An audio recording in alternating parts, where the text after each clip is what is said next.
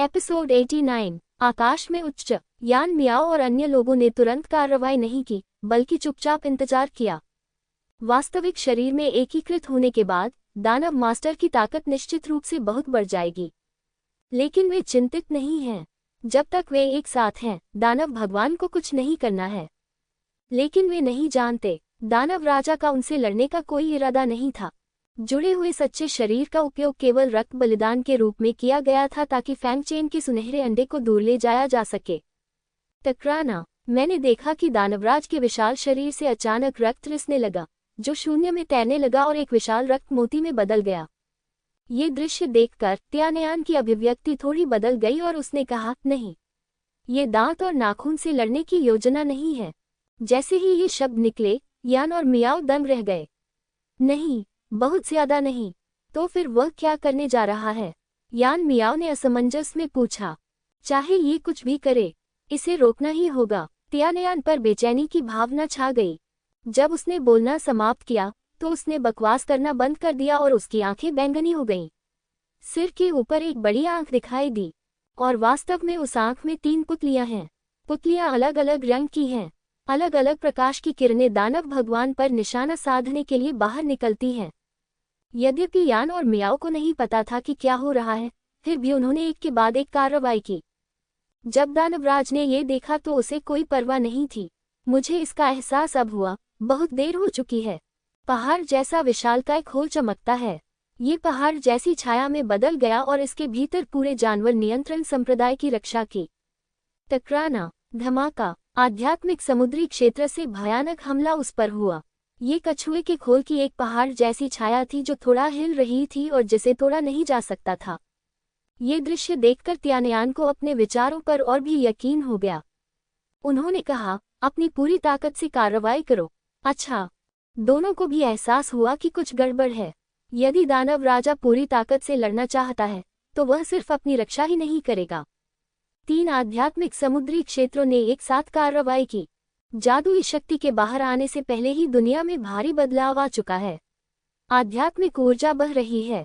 भयावह दबाव ने दुनिया को घेर लिया और अनगिनत पेड़ उखड़कर हवा में तैरने लगे। लेकिन अधिक ऊंचाई पर पहुंचने से पहले ही वह चारों ओर से पड़ रहे दबाव के कारण टुकड़े टुकड़े हो गया। जब दानवराज ने उन तीनों को अपनी शक्ति प्रदर्शित करते देखा तो उसका चेहरा शांत रहा। उसने फैंग चेन से कहा, रेत की मेज बाहर लाओ। हालांकि फैंग चेन इसे सहन नहीं कर सका। वह ये भी जानता था कि दानव स्वामी का रक्त बलिदान पूरा हो चुका था। भले ही वह दानव भगवान के सामने आत्मसमर्पण न करे, वह मर जाएगा। उसने रेत का ट्रे हाथ में लेकर आगे बढ़ाया और साथ ही बोला, सर, मैं इसका बदला अवश्य लूंगा। दानवराज ने थोड़ा मुस्कुराते हुए कहा, मैं ये तुम्हारे लिए नहीं, बल्कि अपने छोटे स्वामी के लिए कर रहा हूँ। हालांकि चूंकि तुमने ये कहा है, तो मैं तुम्हें साल के एक निश्चित दिन पशु नियंत्रण संप्रदाय से वापस आते हुए देखूंगा और मुझसे बदला लूंगा। अगले ही पल आकाश में रक्त की मालाएं त्यानलुओ सैंड टेबल में प्रवेश कर गईं। त्यानलुओ रेत की मेज थोड़ी सी टिमटिमाए और फिर उसने उन्मत्त रूप से दानव राजा के रक्त को अवशोषित कर लिया। दानव राजा ने प्रतिरोध नहीं किया और त्यानलुओ सैंड पेन को अपनी शेष ऊर्जा और रक्त को अवशोषित करने की अनुमति दी। धमाका। टकराना। त्यानयान के तीनों लोगों के हमले एक जैसे ही रहे। वे लगातार विशाल पर्वतीय अवरोध पर बमबारी करते रहे। उनके हमले के कारण विशाल पर्वतीय अवरोध अंततः अपनी पकड़ खोने लगा और उसमें दरारें पड़ने लगीं। उसी समय त्यानलुओ सैंड टेबल ने भी शुरू करने के लिए पर्याप्त ऊर्जा अवशोषित की।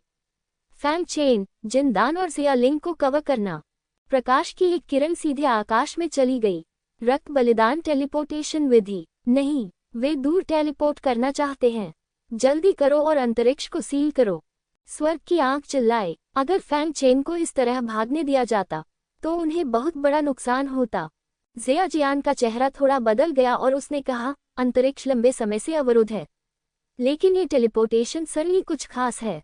आप हमारी अंतरिक्ष नाकाबंदी को अनदेखा कर सकते हैं। उन्होंने पहले से ही टेलीपोर्टेशन के बारे में सोच लिया था, और जैसे ही यह आया, उन्होंने यहाँ का स्थान पूरी तरह से अवरुद्ध कर दिया था।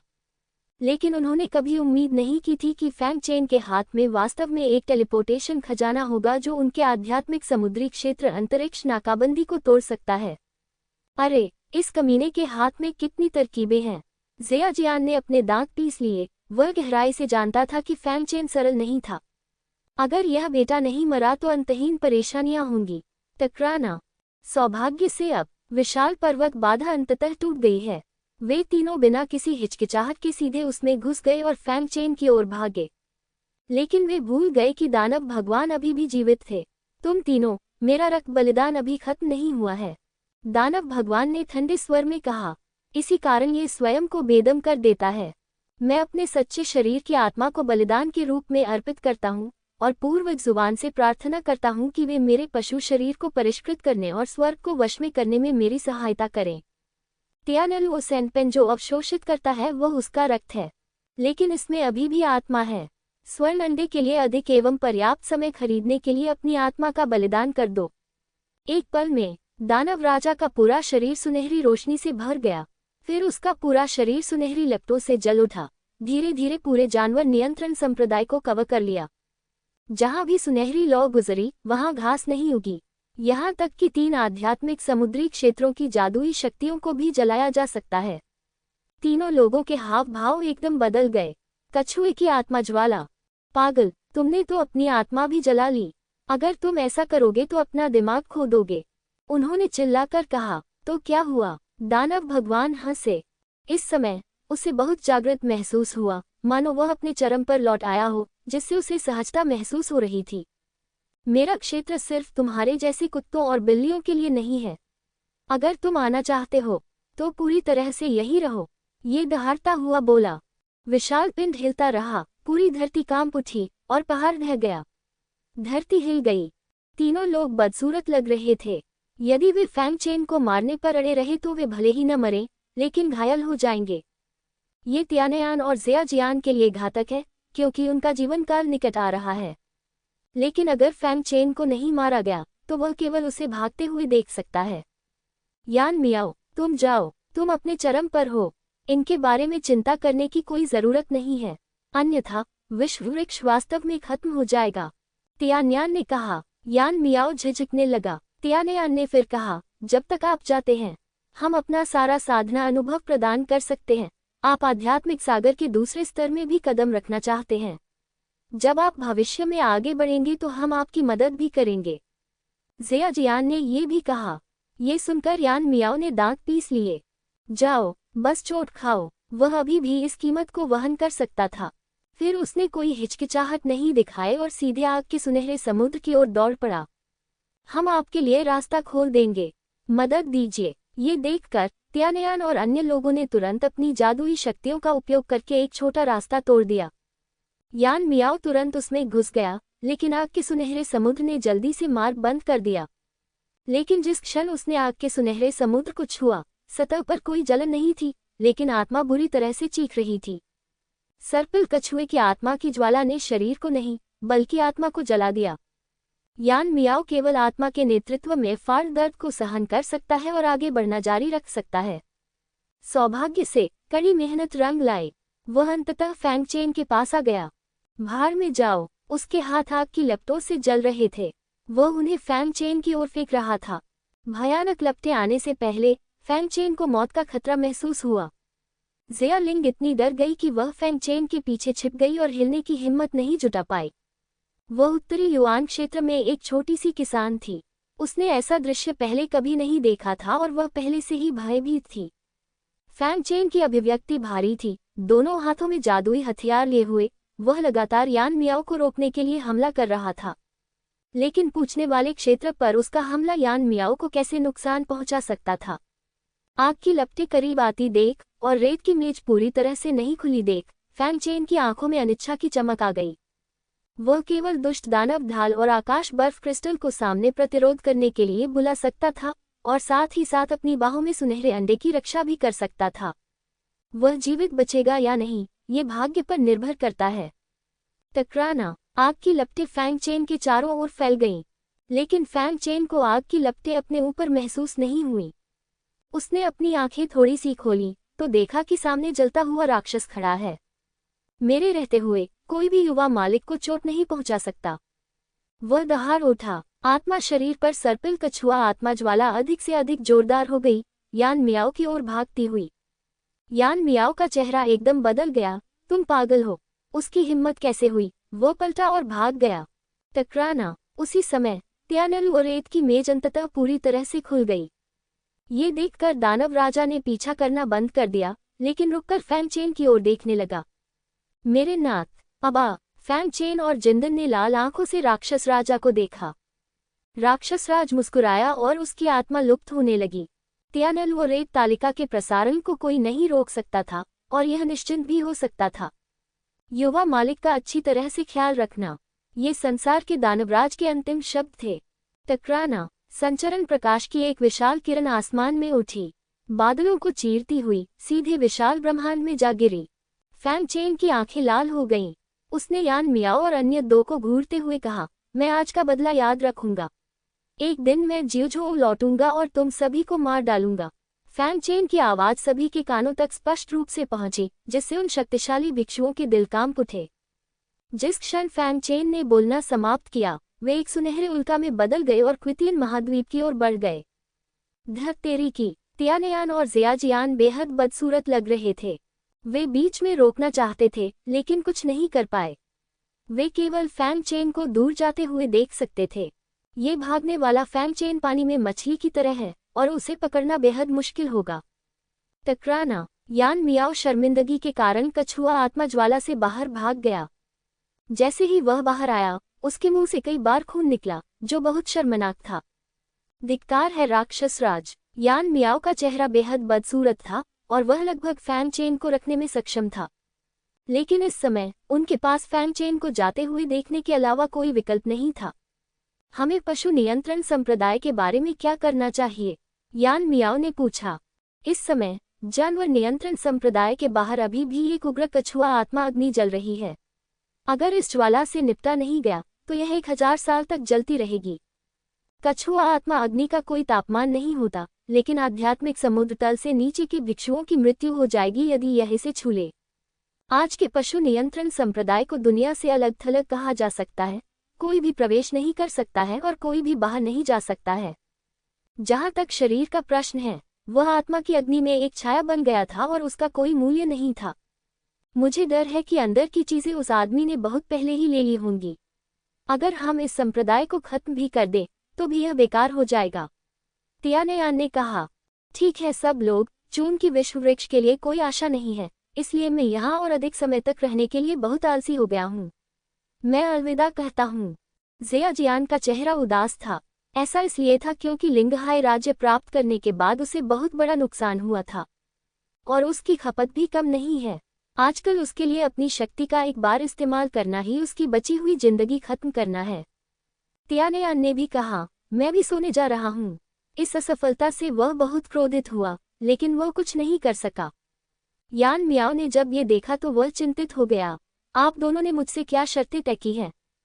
तियानयान ने शांति से कहा, कुछ वर्षों बाद फिर से मुझे खोजने आना। मैं भी, जियाजियान ने कहा। वास्तव में वे अपना वादा नहीं निभाना चाहते थे, लेकिन वे यान मियाओ के गुस्से को जानते थे। अगर वे इसे स्वीकार नहीं करते हैं, तो मुझे डर है कि दूसरा पक्ष नाराज हो जाएगा और उनके साथ झगड़ा शुरू कर देगा। वे अपना शेष जीवन यान मियाओ के हाथों बर्बाद नहीं करना चाहते थे। आउच! अचानक 10,000 जानवरों की गुफा से अनगिनत राक्षस जानवरों की गड़गड़ाहट की आवाजें आईं। ये रोना, उन्होंने राक्षस राजा के पतन को महसूस किया, और ये लंबी चीख 9 प्रांतों के राक्षस राजाओं की एक पीढ़ी के पतन की याद दिलाती थी। और ये लंबी चीख एक संकेत की तरह बाहर की ओर फैलती है।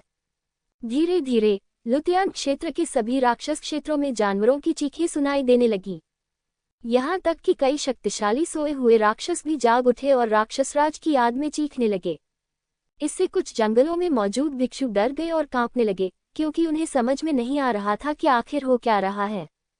उसी समय आकाश में उल्कापिंडों की झलक दिखी, जिसने कई लोगों का ध्यान अपनी ओर आकर्षित किया। फैंगचेन, झाओ शिमाई ने मुस्कुराते हुए सुनहरे उल्का को दूर जाते देखा। जब तक फैंगचेन ठीक है, हालांकि उसे नहीं पता था कि वह कब वापस आएगा, फिर भी वह इंतजार करती रही। मैं तुम्हारे वापस आने का इंतजार करूंगा। जब झाओ शिमाई ने आकाश में सुनहरे उल्का को गायब होते देखा, तो वह मुड़ा और जाने के लिए तैयार हो गया। झाओ पिंगफान चौंका और पूछा, तुम कहाँ जा रहे हो?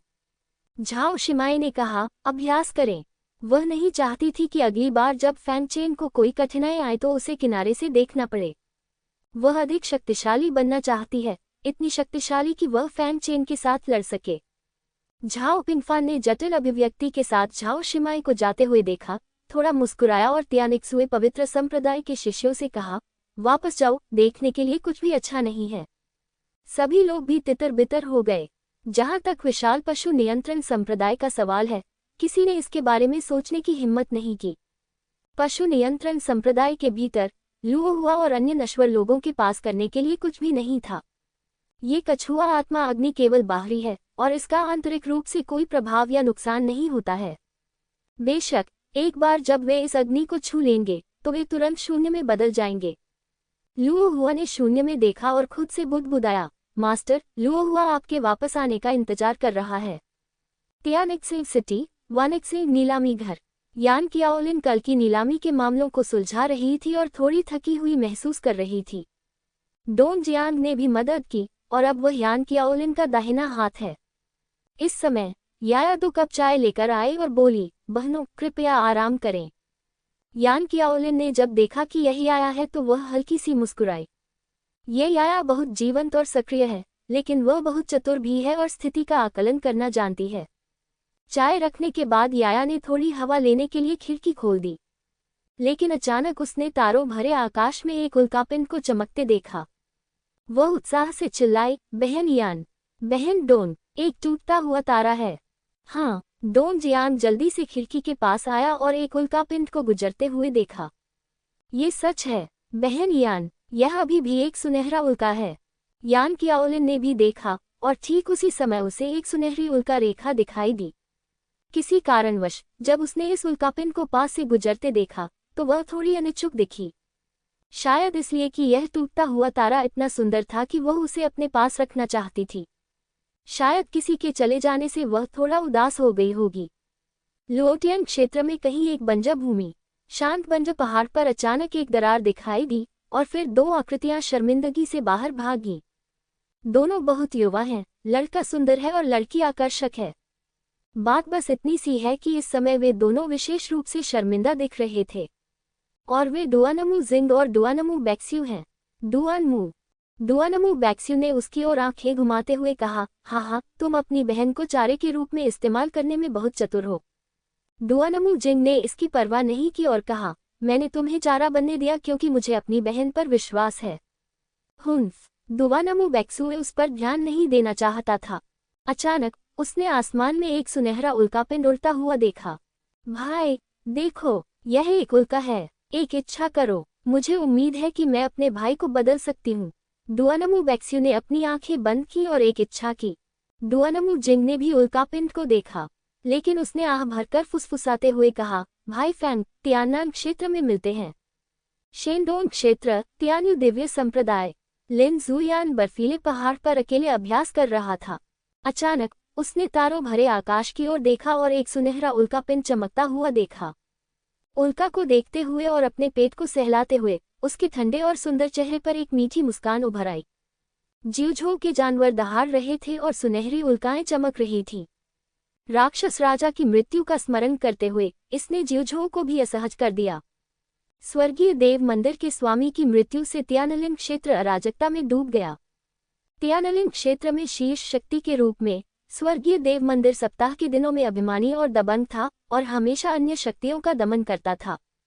हालांकि वे केवल स्वर्गीय देव मंदिर के स्वामी, आध्यात्मिक सागर क्षेत्र के एक शक्तिशाली व्यक्ति के दबाव में अपने क्रोध को निगल सकते थे।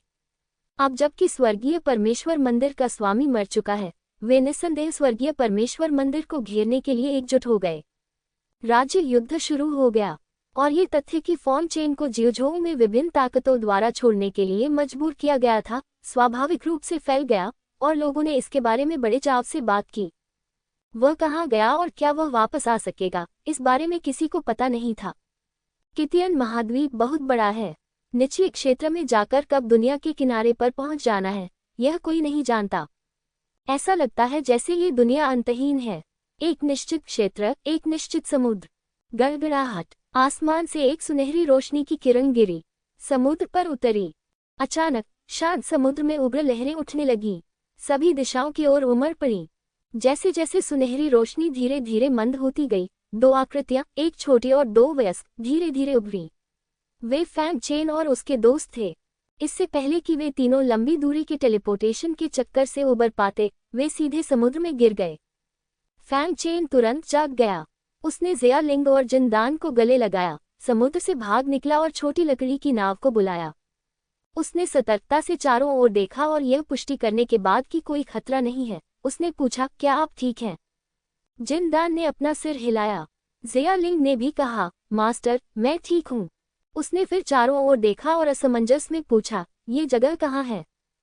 फैंग चेन ने अपना सिर हिलाया, लेकिन यह निश्चित है कि हम जिउझोउ से बहुत दूर हैं। फैंग चेन ने तियानलुओ रेत की मेज वापस ले ली, लेकिन उसने पाया कि तियानलुओ रेत की मेज पर एक निश्चित स्थान थोड़ा चमक रहा था। वह थोड़ा चौंका, और जब उसने ध्यान से देखा तो उसने पाया कि चमकती हुई स्थिति बिल्कुल जिउझोउ लुतियान्यू थी।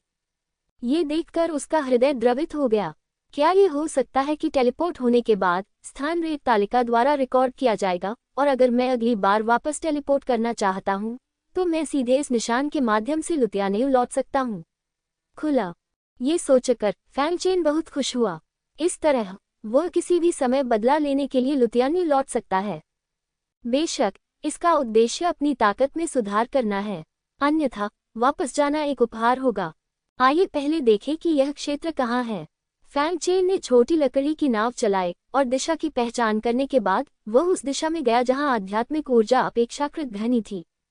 ये जितना घना होगा उतनी ही अधिक संभावना है कि इसमें लोग रहते होंगे। आखिरकार साधक घनी आध्यात्मिक ऊर्जा वाले स्थानों की ओर भागेंगे, और वह 2 दिन तक भागता रहा। इन 2 दिनों में चारों ओर समुद्र ही समुद्र था, जमीन तो दूर, एक छोटा सा द्वीप भी नहीं था। इतने विशाल समुद्र को देखकर फैंग चेन को संदेह हुआ कि यह क्षेत्र केवल समुद्र ही है। लेकिन फैंग चेन को सबसे ज्यादा परवाह इस बात की नहीं है। उसे सबसे ज्यादा परवाह समुद्र की है। रास्ते में उन्हें कई समुद्री राक्षसों का सामना करना पड़ा। ये समुद्री राक्षस न केवल बहुत शक्तिशाली हैं, बल्कि संख्या में भी बहुत अधिक हैं। भले ही उनमें मालिकों के खिलाफ लड़ने की ताकत हो, फिर भी उन्हें भागना पड़ता है।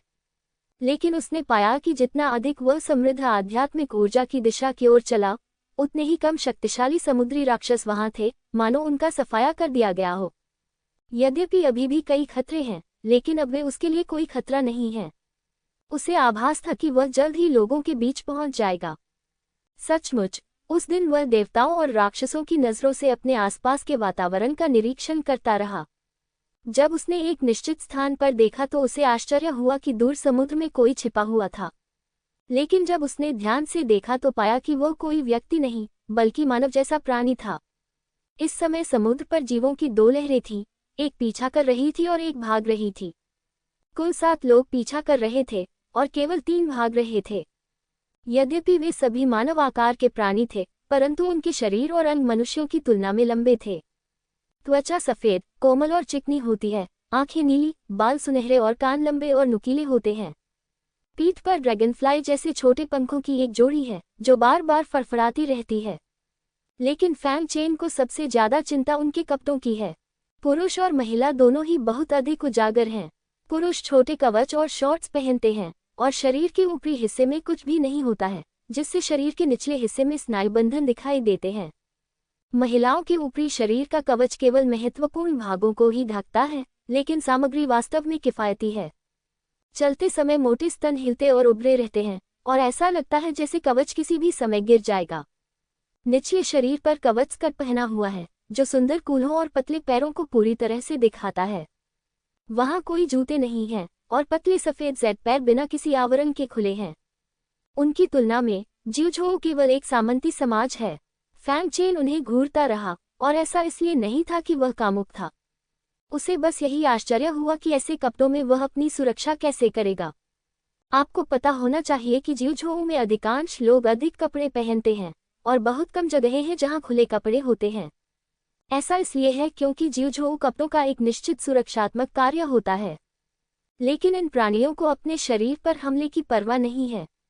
उसी समय उन्हें यह एहसास हुआ कि उनका जन्म सचमुच किसी विदेशी राज्य में हुआ है। वे अन्य प्राणियों की स्थिति में हो सकते हैं। हालांकि उसने पहले ही अनुमान लगा लिया था फिर भी जब वह वास्तव में इस स्थिति का सामना कर रहा था तो वह थोड़ा बदसूरत लग रहा था।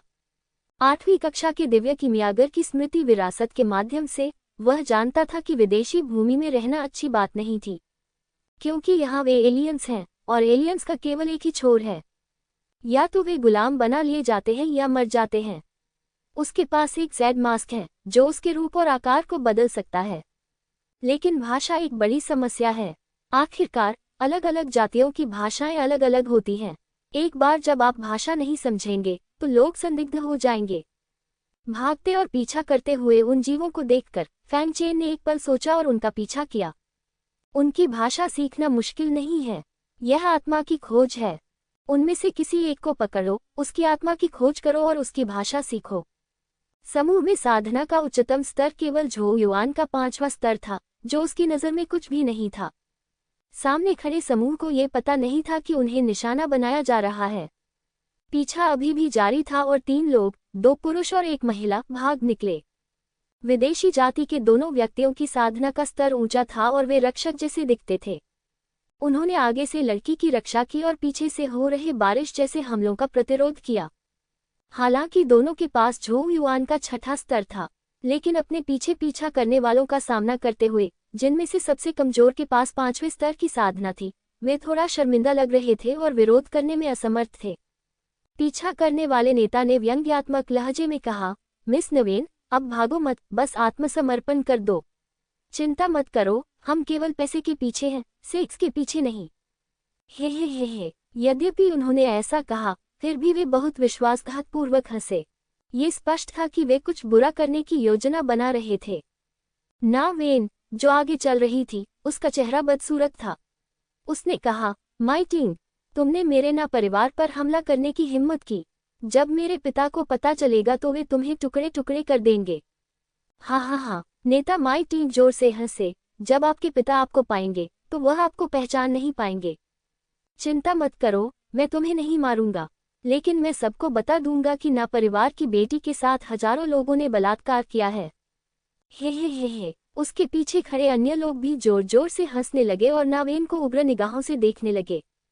नवीन का रूप अच्छा नहीं है, लेकिन वह बुरी भी नहीं है।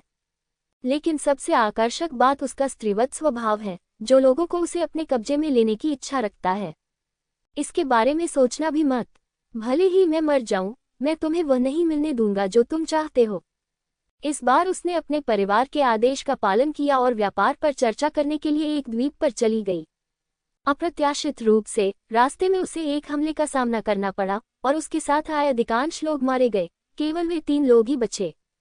जी। माइटी ने इसे गंभीरता से नहीं लिया और मजाक में कहा, मृत्यु, मेरे जैसे भाई लाशों के साथ बलात्कार की सलाह नहीं देते। जी। उनके पीछे खड़े सभी लोग फिर से बुरी तरह हंसने लगे और भी अधिक उत्साहित लग रहे थे।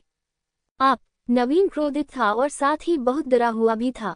वह सचमुच बहुत डरी हुई थी। उसे डर था कि अगर वह मर भी गई तो उसका शरीर अपवित्र हो जाएगा। नवीन के चारों ओर गार्डों के एक समूह ने कहा, मिस, अगर यह जारी रहा तो मैं यहीं मर जाऊंगा। मैं उन्हें रोकूंगा। लुओ को आपको भागने के लिए ले जाने दो। बोलने के बाद गार्ड ने बिना किसी हिचकिचाहट के सीधे माइटिंग और अन्य लोगों के पास गया। अला, नवीन उसे रोकना चाहता था, लेकिन एक अन्य गार्ड लुओ ने उसे रोक दिया। मिस, जल्दी चलें, अला को निराश मत करना। हालांकि नवीन हार मानने को तैयार नहीं थी, लेकिन वह बचकर भाग सकती थी। अला गुस्से से दहाड़ उठी, उसका सार और खून सीधे जल रहा था। बिना दया के मार डालो। ये देखकर माइटिंग ने व्यंग्यपूर्वक कहा, तुम एक चींटी हो। गार्ड तो झो युआन के 3रे स्तर पर ही है, तो वह उसका प्रतिद्वंद्वी कैसे हो सकता है। उसने अपने हाथ में मछली की हड्डी वाला चाकू लहराया और गार्ड पर वार कर दिया। टकराना। दोनों पक्ष आपस में टकरा गए। एक पल के लिए कोई विजेता या हारने वाला नहीं था। गार्ड बहुत खुश है। अगर हम 1 या 2 को रोक पाते हैं तो हम महिला को और समय दे सकते हैं। लेकिन माइटिंग फिर भी दुष्टता से मुस्कुराए और बोली, मूर्ख, हम एक व्यक्ति नहीं हैं। जैसे ही उसने बोलना समाप्त किया, चारों ओर से तेज चाकुओं ने अला के शरीर में वार कर दिया। यह माइटिंग के आदमी थे जिन्होंने कार्रवाई की। आल्हा अनिच्छुक दिखी, लेकिन अंततः क्रोध से समुद्र में गिर पड़ी। पीछा करते रहो। माइटिंग ने नवीन के शरीर की ओर देखे बिना उसका पीछा करना जारी रखा। पुनः स्थिति संभालने में अधिक समय नहीं लगा। मिस, चलो चलें। ये देखकर ए लुओ अपने दांत पीसता हुआ माई टिंग और अन्य लोगों की ओर दौड़ा ताकि उस युवती के लिए कुछ समय निकाल सके। लेकिन माई टिंग ने सीधे उस पर हमला किया और उसे 2 सांसें भी न मिलने पर भी कई टुकड़ों में काट दिया गया। लुओ, नवीन की आंखें लाल थीं, लेकिन वह समझ गई कि अब दुखी होने का समय नहीं है, इसलिए वह केवल अपनी जान बचाने के लिए भाग सकती है। लेकिन झोंग युआन दायरे के दूसरे स्तर पर वह कितनी तेजी से आगे बढ़ सकती है। जल्द ही माई टिंग ने उसे पकड़ लिया और उसके हाथ में एक हड्डी का धनुष था। उसने जोर से खींचा, धनुष पर लगी रोशनी चमकी और एक हरा तीर अपने आप प्रकट हो गया। उसने नवीन पर निशाना साधा, जो बेतहाशा भाग रहा था, और उसे छोड़ दिया। हरा तीर नवीन के कंधे की ओर जा लगा। ये तीर नवीन को नहीं मारेगा, लेकिन यह उसकी लड़ने की क्षमता को खत्म कर देगा और उसे आत्महत्या करने में असमर्थ बना देगा। तीर लगते ही वह दुष्टता से मुस्कुराया। अब नवीन के पास प्रतिरोध करने का कोई मौका नहीं था। लंबा तीर नवीन की पीठ पर लगा। नवीन को इस बात का बिल्कुल भी एहसास नहीं हुआ, और जब वह अकेली बची तो वह पूरी तरह से घबरा गई। जब तक उसे इस बात का ध्यान आया, लंबा तीर उससे केवल 1 फुट की दूरी पर था। नहीं, उसका चेहरा निराशा से भरा था। क्या मैं यहीं मर जाऊंगी? लेकिन जब उसने पूरी तरह हार मान ली, तो अचानक एक आकृति प्रकट हुई। उसके सामने आओ। वह थोड़ा चौंक गई, जिसने वास्तव में उसके लिए तीर को रोकने के लिए अपने शरीर का उपयोग किया। लेकिन जब उसने ध्यान से देखा तो पाया कि दूसरे पक्ष को तीर नहीं लगा था, बल्कि उसने तीर को अपने हाथ से पकड़ रखा था। ये कैसे हो सकता है? उसकी सुंदर आंखें अविश्वास से भरी थीं। वह झोंग युआन क्षेत्र के 5वें स्तर से एक तीर था। माई टिंग भी हैरान थी। ये कैसे हो सकता है? उसके तीर असाधारण हैं, और यहाँ तक कि झोंग युआन राज्य के शिखर पर बैठे लोग भी उन्हें नहीं पकड़ सकते। लेकिन जल्द ही उसे एहसास हुआ कि प्रतिद्वंद्वी अचानक प्रकट हुआ और उसने तीर पकड़ लिया, और उसकी ताकत को कम करके नहीं आंका जाना चाहिए। वह तुरंत रुका और पूछा, कौन? अब जाकर उसे दूसरे पक्ष का स्वरूप स्पष्ट रूप से दिखाई दिया। दूसरा व्यक्ति बहुत युवा है, दिखने में बहुत अच्छा नहीं है, लेकिन बदसूरत भी नहीं है। शरीर सामान्य आदिवासियों की तुलना में 3 बिंदु छोटा है, लेकिन उन ठंडी और तीखी आंखों को एक बार देखने से ही रीढ़ में सिहरन दौड़ जाती थी। नवीन ने भी आगंतुक को उत्सुकता से देखा। वह इस व्यक्ति को नहीं जानती थी और यह पहली बार था जब उसने उसे देखा था। लेकिन जो व्यक्ति आया था, वह कुछ नहीं बोला। उसने अपने हाथ में लिए तीर को पूरी ताकत से बाहर निकाला। ये तीर तुरंत गायब हो जाता है। माई टिंग की तरफ से फिर से प्रकट हो गया है। अगले ही पल माई टिंग के आसपास के लोग खून से लथपथ हो गए और बार बार चीखने लगे। उसने पलटकर चारों ओर देखा और ये देखकर भयभीत हो गया कि उसके 5 या 6 आदमी गिर गए थे। सभी उस तीर से मारे गए थे। राज्य के बारे में पूछो। उसे एहसास हुआ कि सामने वाला व्यक्ति शायद साधना मांग रहा है, और ताकत कमजोर नहीं है। वरिष्ठ कौन है? मैंने आपको नाराज नहीं किया है, उसने जल्दी से कहा। लेकिन दूसरे पक्ष ने फिर भी उसकी उपेक्षा की और एक झटके में वहां से गायब हो गया। अगले ही पल उसे पीछे से तेज हवा आती हुई महसूस हुई। जब उसने मुड़कर देखा तो उसके सभी आदमी गायब हो चुके थे। अब केवल वह और नवीन ही समुद्र में तैर रहे हैं। ये सब कुछ क्षण भर में हुआ और वे दोनों वहीं जम गए, हिलने की हिम्मत नहीं जुटा पाए। अंत में माई टिंग ने साहस जुटाकर पूछा, महामहिम, आपका क्या होगा? लेकिन दूसरे पक्ष ने उसकी बातों के प्रति उदासीन रहकर सीधे उसका सिर दबा दिया। अगले ही क्षण दूसरा पक्ष और माई टिंग जहां थे वहां से गायब हो गए। नवीन इस दृश्य को देखकर अभिभूत हो गया।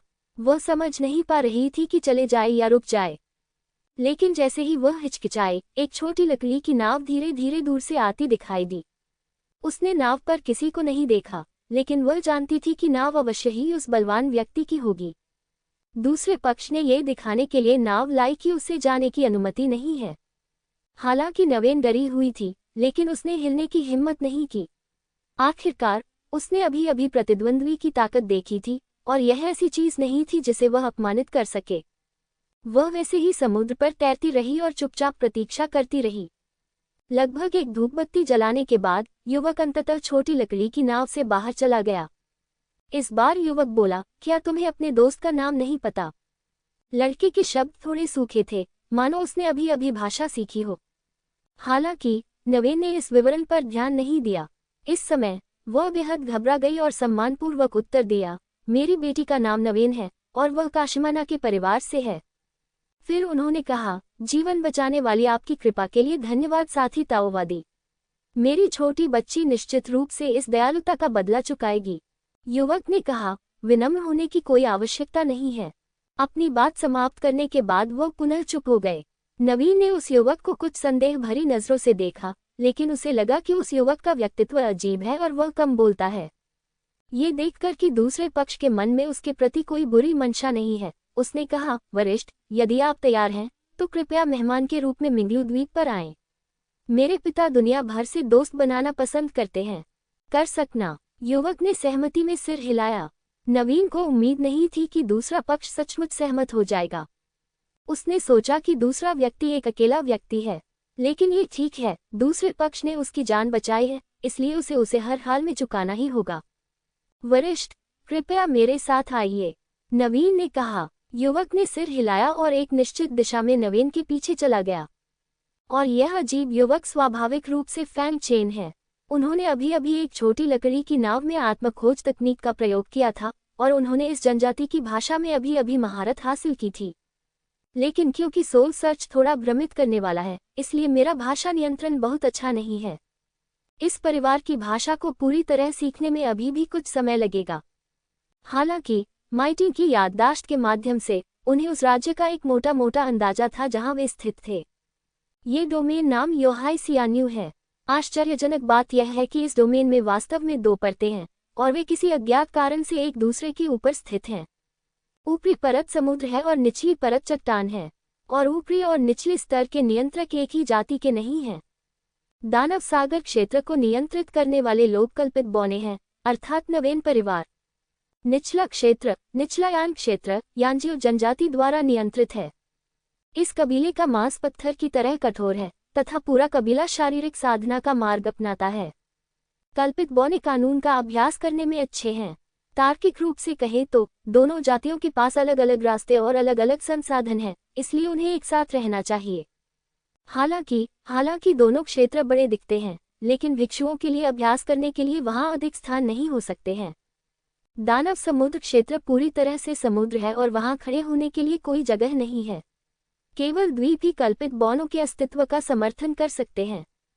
इतना ही नहीं, राक्षस समुद्र क्षेत्र में कई शक्तिशाली समुद्री राक्षस हैं। एक बार जब कल्पित बौने समुद्र में मिल जाते हैं तो वे मूलतः खतरे में पड़ जाते हैं। इसलिए वे एक समुद्री क्षेत्र में एकत्र हुए और इस समुद्री क्षेत्र के शक्तिशाली राक्षसों को मार डाला या भगा दिया ताकि वे एक सुरक्षित स्थान पा सकें। कल्पित बौनों ने इस समुद्री क्षेत्र का नाम अंतर्देशीय सागर रखा। जहां तक बाहरी समुद्र की बात है, ये समुद्री राक्षसों के लिए लगभग एक कार्निवल स्थल है। बहुत कम योगिनी भिक्षु हैं जो बाहरी समुद्र में कदम रखने की हिम्मत करते हैं। बेशक ज़यायान भी इससे बेहतर नहीं है। शियायान एक लगभग उजाड़ चट्टानी भूमि है और यहाँ यांजियो जनजाति के जीवित रहने के लिए उपयुक्त स्थान नहीं है। इसके अलावा चट्टानी जमीन में कई चट्टानी राक्षस हैं।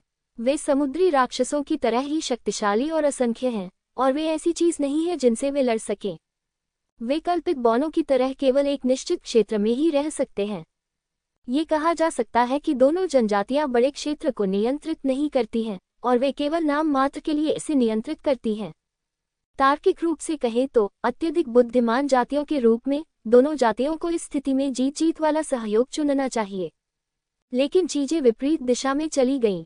किसी कारण से न केवल दोनों जनजातियां एक दूसरे के साथ शांति से नहीं रहती थीं, उन्होंने दोनों दुनियाओं के बीच की बाधाओं को तोड़ दिया और एक दूसरे को जीतने की कोशिश में लगातार लड़ते रहे। ये लड़ाई हजारों वर्षों तक चली, लेकिन दोनों पक्ष समान रूप से शक्तिशाली थे और भौगोलिक कारणों से कोई भी एक दूसरे पर विजय प्राप्त नहीं कर सका। सामान्य समझ के बाद फैंग चेन को बहुत अधिक सहजता महसूस हुई। लेकिन यदि आप इस क्षेत्र के बारे में अधिक जानना चाहते हैं तो आपको कल्पित बौनों की सभा स्थल पर जाना होगा। और उसने नवेन को बचाने का कारण यह नहीं चुना कि उसे दूसरे पक्ष पर दया आ रही थी। ये सिर्फ इतना है कि जब नवेन उस समय निराशा में था तो वह निश्चित रूप से दूसरे पक्ष को बचाने के लिए खुद के प्रति आभारी होगी और जानकारी का पता लगाना आसान होगा। आत्मा की खोज अच्छी है, लेकिन कभी कभी भ्रमित करने वाली भी है। कभी कभी किसी और से यह बात सुनना अधिक सटीक होता है। रास्ते में फैंग चेन ने पूछा, तो जब तक आप अंतर्देशीय समुद्र में रहेंगे तब तक आपको उन शक्तिशाली समुद्री राक्षसों का सामना नहीं करना पड़ेगा। रास्ते में वह कभी कभी नवेन से कुछ प्रश्न पूछता था और दूसरा पक्ष उसे वह सब कुछ बता देता था जो वह जानता था। धीरे धीरे फैंग चेन ने भी उसकी टोन को समझ लिया और यहाँ की भाषा इतनी अजीब नहीं थी और आम कल्पित बौनों से अलग नहीं थी। ये सच नहीं है। नवेन ने अपना सिर हिलाया और कहा, हालांकि समुद्री राक्षस को भगाने के बाद लिंगजियन पैलेस ने पूरे अंतर्देशीय समुद्र को कवर करने के लिए एक बड़ी संरचना स्थापित की। ये संरचना समुद्री राक्षस को दूर रखेगी, लेकिन कभी कभी शक्तिशाली समुद्री राक्षस अंतर्देशीय समुद्र में भाग जाएंगे और यहाँ तक कि यह जानवरों की एक लहर है जो आंतरिक समुद्र के सबसे बाहरी किनारे पर आदिवासियों को खा जाती है। अगर कोई जगह सबसे सुरक्षित है तो वह अंतर्देशीय समुद्र का मुख्य क्षेत्र होना चाहिए। लिंगजियान ट्विन पैलेसेस द्वारा नियंत्रित सबसे बड़ा द्वीप लिंगजियान द्वीप आध्यात्मिक अमरों के जुड़वा महल एल्फ कबीले में सबसे शक्तिशाली शक्ति है और पूरे एल्फ कबीले को नियंत्रित करते हैं। जब वे दोनों बातें कर रहे थे तो समुद्र पर दो बड़े पेड़ दिखाई दिए। वे सींगों की तरह आसमान में उड़ गए। विशालकाय पेड़ के नीचे एक और विशाल द्वीप है। दूर से देखने पर यह समुद्र में छिपे किसी हिरन जैसा दिखता है। ये वही हेले द्वीप है जिसके बारे में नवेन ने बताया था। और यहाँ चारों ओर अधिक से अधिक कल्पित बौने हैं। कुछ हवा में उड़ रहे थे और कुछ फैंग चेन के आत्मा जहाजों की तरह यात्रा कर रहे थे। समुद्र पर कई विशाल आध्यात्मिक जहाज हैं जो अत्यंत समृद्ध हैं। ये पहली बार था जब फैंग चेन ने ऐसा समुद्री दृश्य देखा था। ज़ियायान उजाड़ चट्टानी क्षेत्रों से भरा है और चट्टान प्रकार के राक्षसों से भरा है।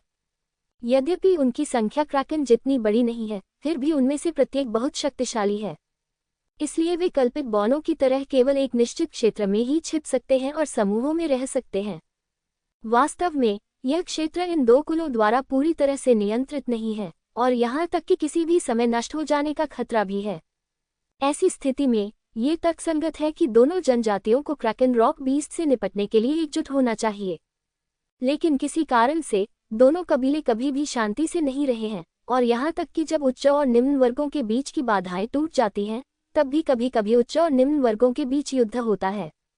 और यह स्थिति हजारों वर्षों से चली आ रही है।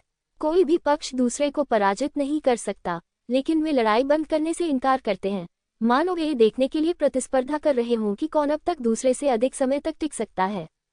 रास्ते में फैंग चेन ने लापरवाही से लिंगलू द्वीप के बारे में कुछ बातें पूछी और कभी कभी कल्पित बौनों की वर्तमान स्थिति के बारे में बात की। नवीन ने भी एक एक करके फैंग चेन के सवालों का जवाब दिया और कभी कभी कुछ शब्द भी जोड़ दिए। उस छोटी सी मीठी सी बच्ची ने रास्ते में कभी भी बात करना बंद नहीं किया और यह फैंग चेन की इच्छा पूरी हुई।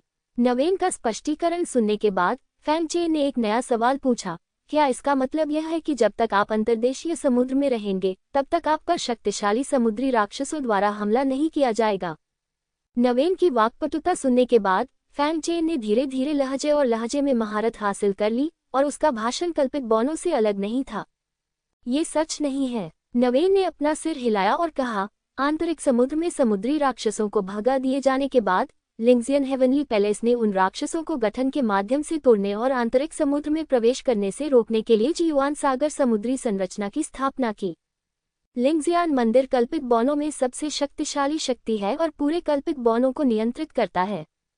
चाहे द्वीप कितना भी शक्तिशाली क्यों न हो, उसे उसके आदेशों का पालन करना ही होगा। नवेन ने आगे कहा, लेकिन अभी भी उच्च स्तरीय समुद्री राक्षस हैं जो संरचना में छेद कर देते हैं और द्वीप पर हमला करने के लिए अंतर्देशीय समुद्र में प्रवेश करते हैं। आखिरकार अंतर्देशीय समुद्र बहुत बड़ा है और हर जगह चौकसी करना असंभव है। इसके अलावा सुनामी और समुद्री लहरें भी आती हैं जो अत्यंत खतरनाक आपदाएं हैं। लेकिन ये सबसे डरावनी चीजें नहीं हैं। सबसे डरावनी चीज तो जानवरों की बाढ़ है। जब उसने ये कहा तो उसके चेहरे पर डर साफ झलक रहा था। उसका नाजुक शरीर हल्का सा कांपने लगा और उसके स्तन और भी अधिक हिंसक रूप से कांपने लगे। उन्होंने आगे कहा, एक बार जब विशाल ज्वार अंतर्देशीय समुद्र में प्रवेश करेगा तो यह एक आपदा होगी। प्रत्येक तरफ के छोटे द्वीप केवल अपने स्वयं के द्वीप संरक्षण संरचनाओं पर भरोसा कर सकते हैं। वे इसे रोक सकते हैं या नहीं, यह इस बात पर निर्भर करता है कि संरचना कितनी मजबूत है। यदि आप इसे रोक देते हैं तो कोई बात नहीं, लेकिन यदि आप इसका प्रतिरोध नहीं कर सकते तो पूरे द्वीप के कल्पित बौने नष्ट हो जाएंगे। हर 10 साल में जानवरों की एक छोटी सी लहर आती है और हर 100 साल में एक बड़ी लहर आती है। हर बार जब कोई बड़ी समुद्री लहर आती है तो कई या एक दर्जन द्वीप नष्ट हो जाते हैं। फैंग चेन चुप था। राक्षसों का ये समुद्र अभी भी खतरे में था। हर जगह खतरे में पड़े राक्षस सागर की तुलना में क्यूशू बस एक पवित्र भूमि है। तो फिर कोई सुरक्षित जगह नहीं है। अगर कोई जगह सबसे सुरक्षित है तो वह अंतर्देशीय समुद्र का मुख्य क्षेत्र होना चाहिए।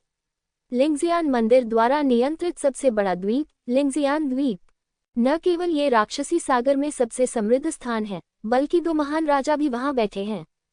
दोनों महान स्वामी कल्पित कबीले के सबसे शक्तिशाली प्राणी हैं और वे आध्यात्मिक समुद्री क्षेत्र के भी शक्तिशाली प्राणी हैं, जिन्हें दानव समुद्र भी जानता है। वे दोनों बातें करते हुए तेजी से आगे बढ़ गए। धीरे धीरे समुद्र में कई जहाज दिखाई देने लगे, जिनमें से प्रत्येक का आकार अलग अलग था। इसी समय आकाश में ऊंचे स्थान पर योगिनी भिक्षु भी हैं और उनमें से अधिकांश भागने के लिए अपनी पीठ पर लगे पंखों पर निर्भर रहते हैं। लेकिन फैंग चेन जैसे लोग भी हैं जो अपनी पहचान उजागर करने के लिए ऐसा करते हैं। उनके समान ही दिशा में चलें। धीरे धीरे समुद्र पर फैंग चेन की आंखों में एक जोड़ी विशाल सींग दिखाई दिए। फैंग चेन ने करीब से देखा और पाया कि सींगों का वह जोड़ा वास्तव में दो विशाल पेड़ थे। विशालकाय पेड़ के नीचे एक और विशाल द्वीप है। दूर से देखने पर यह समुद्र में छिपे किसी हिरण जैसा दिखता है। इसे ही नवेन लिंगलू द्वीप कहते हैं। ये पहली बार था जब फैंग चेन ने ऐसा दृश्य देखा था। आखिरकार, हालांकि क्यूशू में समुद्र था, फिर भी यह एक बंजर भूमि थी। इस द्वीप की वास्तुकला भी क्यूशू से भिन्न है। द्वीप पर कई बड़े पेड़ थे जो उसने पहले कभी नहीं देखे थे। ये पेड़ मजबूत और विशाल है, इसकी जड़ें जमीन में गहरी हैं। कल्पित बौनों ने बड़े पेड़ों पर आलीशान महल बनाए और पूरा द्वीप एक अनोखे दृश्य के साथ झुंड में रहने वाले पक्षियों जैसा दिखाई देने लगा। नवेन ने कहा, क्योंकि लिंगलू द्वीप पर हर 10 साल में समुद्री ज्वार आता है, जिससे पूरा इलाका जलमग्न हो जाता है। इसलिए हम सभी अपने मकान पेड़ों पर बनाते हैं ताकि समुद्र के पानी में डूबने से बच सकें। फैंग चेन ने पूछा, लिंगलू द्वीप पर द्वीप की रक्षा करने वाली एक बड़ी संरचना है। क्या ऐसा हो सकता है कि यह संरचना लहरों का सामना नहीं कर सकती? नवीन ने असहाय होकर कहा, यह दुख की बात है कि ऐसा नहीं किया जा सकता। अगर सीनियर को कोई बड़ी लहर दिखेगी तो वह समझ जाएंगे कि ऐसा क्यों हुआ। और सिर्फ यही नहीं, बड़ी लहरें पूरे अंतर्देशीय समुद्र में भी फैल गईं।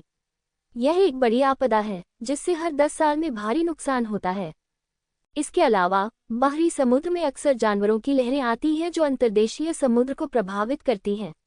जानवरों की प्रत्येक लहर बहुत से लोगों को मार डालेगी, लेकिन यह अनगिनत खेती के संसाधन भी लाएगी। फैंग चेन को ये पता था, यहाँ पर आत्मा पत्थर सार्वभौमिक मुद्रा नहीं है, बल्कि राक्षस गोलियां हैं।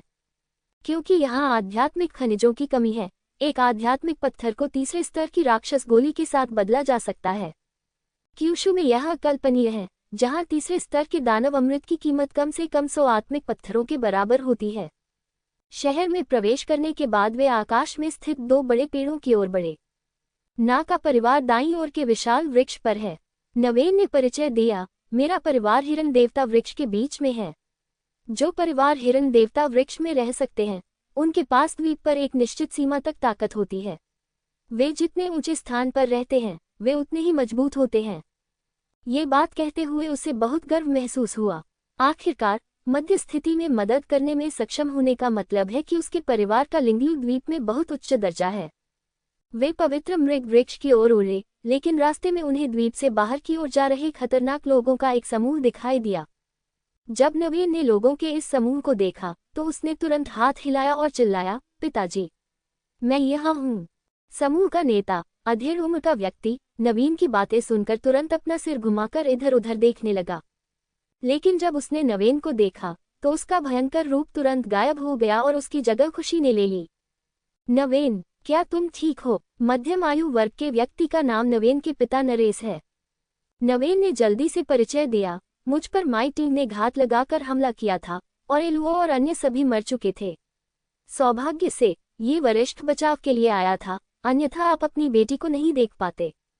वह कमबख्त कमीना, नरेश ने दांत पीसते हुए कहा, मुझे अभी अभी एक संदेश मिला है और अब मुझे पता चला है कि आपके साथ कुछ हुआ है। सौभाग्य से आप ठीक हैं। उसने फिर से फैंग चेन की ओर देखा। धन्यवाद। मैं अपने हाथ उठाए और कहा, धन्यवाद साथी ताओवादी, मेरी मदद करने के लिए। फैंग चेन ने कहा, ये बस एक कठिन रास्ता है, अपने दोस्त का नाम नहीं जानते। फैंग चेन एक पल के लिए चुप रहा और बोला, माई चेन। ऐसा इसलिए नहीं है कि वह बहुत सतर्क है, बल्कि इसलिए कि जिउझोउ से आया फैंग चेन नाम यहाँ अजीब लगता है, जैसे फैंग चेन ने उनके नाम सुने थे। बहुत बहुत धन्यवाद साथी ताओवादी माए, आपकी जीवन रक्षक कृपा के लिए। कृपया मुझसे बात करने के लिए मेरीना के घर आइए। मेरीना के परिवार को आपका अच्छा ऋण चुकाना चाहिए। लेकिन फैंग चेन ने अपना सिर हिलाया और कहा, आपकी दयालुता के लिए धन्यवाद दोस्त, लेकिन मुझे अन्य काम करने हैं, इसलिए मैं आपको परेशान नहीं करूंगा। जब वह पहली बार यहाँ आए तो वह ज्यादा लोगों से ज्यादा संपर्क नहीं रखना चाहते थे। ये कैसे संभव है? मेरे साथी ताओवादी ने मेरी छोटी बच्ची को बचाया। चाहे कुछ भी हो, मुझे तुम्हें इसका बदला चुकाना ही होगा, नरेश ने कहा। लेकिन फैंग चेन ने फिर भी अपना सिर दृढ़ता से हिलाया और कहा, आपकी दयालुता के लिए धन्यवाद दोस्त, लेकिन मेरे पास करने के लिए अन्य काम भी हैं। अगर मुझे भविष्य में अवसर मिला तो मैं निश्चित रूप से आपसे मिलने आऊंगा। फैंग चेन के दृढ़ संकल्प को देखकर नारिस को पता था कि कुछ भी कहना बेकार है, इसलिए वह केवल सिर हिला सकती थी और कह सकती थी, चूंकि साथी ताओवादी के पास वास्तव में करने के लिए अन्य चीजें हैं, इसलिए मैं उसे मजबूर नहीं करूंगी। लेकिन क्या ये लिंगलू द्वीप पर आपका पहला आगमन है? हाँ, फैंग चेन ने इससे इनकार नहीं किया। आप शायद लिंगलू द्वीप से बहुत परिचित नहीं होंगे। अगर संभव हो तो मुझे गाइड बना दीजिए। अगर आप ऐसा करेंगे तो ये बहुत आसान हो जाएगा। मेरी बेटी भी इस जीवन रक्षक कृपा का बदला चुका सकती है, उन्होंने कहा। फैंग चेन ने एक पल के लिए सोचा, लेकिन इस बार उसने मना नहीं किया। बहुत बहुत धन्यवाद साथी ताओवादी। हाँ, ऐसा ही होना चाहिए। तब नारिस ने नवेन से कहा, नवेन, तुम्हें अपने ताओवादी मित्रों का अच्छे से सत्कार करना चाहिए, यही तुम्हारा उद्धारक है। पिताजी, चिंता मत कीजिए, मेरी बेटी जानती है कि उसे क्या करना है। नवेन ने सम्मानपूर्वक सिर हिलाया। इसके बाद नारिस और फैंग चेन ने अलविदा कहने और जाने से पहले कुछ देर तक सहजता से बातचीत की। नवेन ने फैंग चेन से पूछा, आप कहाँ जाने की योजना बना रहे हैं वरिष्ठ?